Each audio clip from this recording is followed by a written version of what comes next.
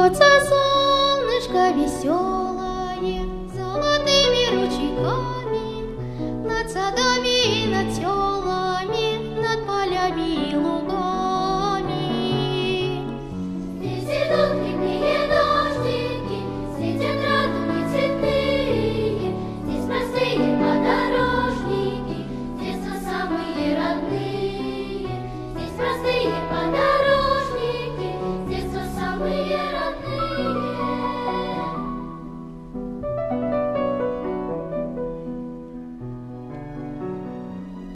Территория Удмуртии отличается разнообразием ландшафтов, неповторимым сочетанием представителей флоры и фауны. Все это нуждается в сохранении и бережном отношении. Красная книга Удмуртской республики является официальным справочным изданием. В ней содержатся сведения о редких и нуждающихся в охране объектах растительного и животного мира. В этой презентации представляю вам топ-10 растений, находящиеся под угрозой исчезновения на территории нашей республики.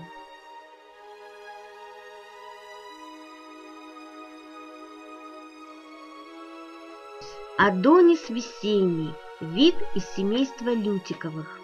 В народе его еще называют горецвет весенний или заячий мак, заячья трава. Это многолетнее растение до 40 см высотой. Растет оно обычно на опушках леса, на склонах гор. Адонис используют в фармацевтике. Помогает при сердечных заболеваниях, заболеваниях печени. Цветет в конце апреля-мая. В дикой природе адониса осталось совсем мало. В Удмуртии растение встречается в Алнашском, Малопургинском и Каракулинском районах.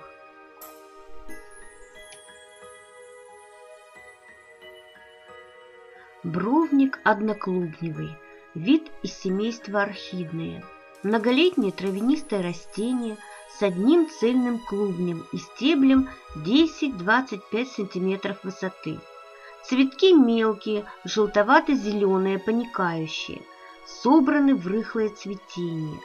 Бровник одноклубневый цветет в июне-июле. Растет на сырых лугах, низинно-переходных лесных болотах, увлажненных смешанных лесах, опушках, полянах. В Удмуртии растение было известно лишь в одной местности, в Глазовском районе. Но при исследовании в 2010 году этот вид уже не был обнаружен. Венерин башмачок крупноцветковый, тоже представитель семейства орхидные. Его называют еще кукушкин башмачок, башмачок Афродиты. Многолетнее растение с толстым корневищем, стебель до 45 см высоты. Цветки обычно одиночные, с крупными листообразными прицветниками. Губа до 7 см длины, сильно вздутая в виде туфельки, с узким отверстием. Этот цветок небывалой красоты прячется в тени папоротника. Цветет в июне-июле. Редкий евроазиатский вид умеренной лесной зоны. Восточная Европа, Кавказ, Сибирь, Дальний Восток, Северный Китай, Япония. В Удмуртии был отмечен в 1960-х годах у города Сарапула. За последние 50 лет на территорию республики не был выявлен. Липарис лёзеля из семейства орхидные. Растение маленькое, всего от 8 до 20 см высоты. Цветки желтовато-зеленые. Соцветие – это редкая кисть из 2-10 цветков. Цветет в июне-июле. В Удмуртии липарис лёзеля выявлен в 3 районах – Сюмсинском, Вовожском и Кизнерском. Обитает на торфяных болотах, болотистых лугах. В недавнее время на территории Удмуртской республики растение считалось исчезнувшим видом. Новые находки были сделаны в 2006 году и 2009 году. Липарис лёзеля занесен в Красные книги Российской Федерации, Республик Татарстан и Башкортостан. Лук-скорода – вид семейства луковые. Многолетнее травянистое растение высотой до 50 см со слабым чесночным запахом. Розовые цветки лука собраны в зонтиковидные соцветия.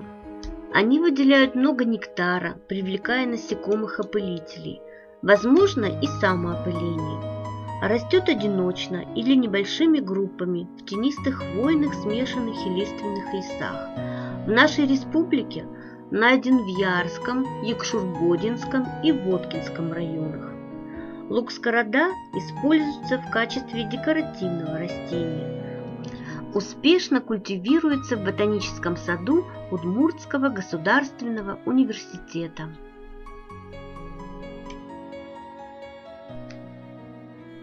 Наперстянка крупноцветковая, представитель семейства наречниковые. Многолетнее растение высотой до 1 метра. Цветки собраны в редкую одностороннюю кисть. Венчик крупный, наперстковидный, желтоватый. Цветет в июне-июле. Размножается преимущественно семенами. Основная география распространения вида – Западная Сибирь, Европа и Малая Азия. Растет наперстянка крупноцветковая в хвойно-широколиственных и широколиственных лесах, склонах, лугах. В нашей республике найден только в Малопургинском районе. Занесен вид также в Красные книги Республики Татарстан и Кировской области. Полынь-эстрагон из семейства астровые. Многолетнее корневищное растение высотой до 1,5 метра. Цветет в августе-сентябре.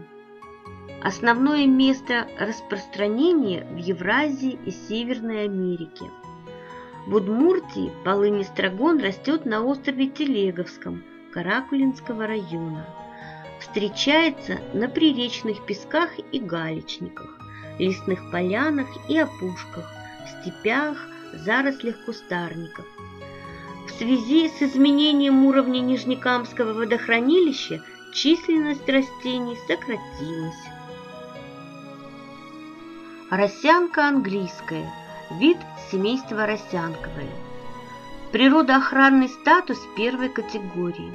Многолетнее насекомоядное растение высотой 5-10 см. Опыляется насекомыми. Цветет в июне-июле. Росянка английская растет в холодном и умеренном поясах северного полушария. В Удмуртии известны находки из Сюмсинского, Игринского, Красногорского и Сарапульского районов и города Камбарка. В последние годы отмечено снижение численности растений. Охраняется на территории памятников природы Камбарское болото и Верхшамовские болота. Попытки Удмуртского государственного университета культивирования вида в ботаническом саду не дали положительного результата. Сердечник крупнолистный, представитель семейства крестоцветных. Многолетнее травянистое растение высотой до 30-100 см. Сибирский вид, основное место обитания в Азии. Лишь небольшая часть географии заходит на северо-восток европейской части России. В Удмуртии отмечен однажды в Болезинском районе. В последние годы не выявлялся. Сердечник крупнолистный цветет в июне. Цветки в коротком кистевидном соцветии, до 25 цветков, светло-лиловые. Растет по берегам рек и ручьев, в тенистых лесах. Ятрышник шлемоносный, вид семейства архидные. Удмуртское название ашальчи и ашанчи. Это многолетнее травянистое растение высотой 25-50 см с овальными подземными корнеклубнями. Соцветие колос. Все листочки околоцветника, кроме губы, собраны в шлем. Опыляется насекомыми. Цветет в мае-июне. Размножается семенным путем. Растет на сыроватых или сухих лугах, лесных полянах, в светлых лесах, по склонам гор. В Удмуртии впервые был найден в 2002 году в Сарапульском, Алнашском районах и в городе Ижевске. Красные книги должны выходить один раз в 10 лет. Будем надеяться, что список редких видов растений благодаря нашему бережному отношению к окружающей среде не увеличится. Все хорошее в людях из детства. Как истоки добра пробудить? Прикоснуться к природе всем сердцем, удивиться, узнать, полюбить. Мы хотим, чтоб земля расцветала и росли, как цветы малыши, чтоб для них экология стала не наукой, а частью души.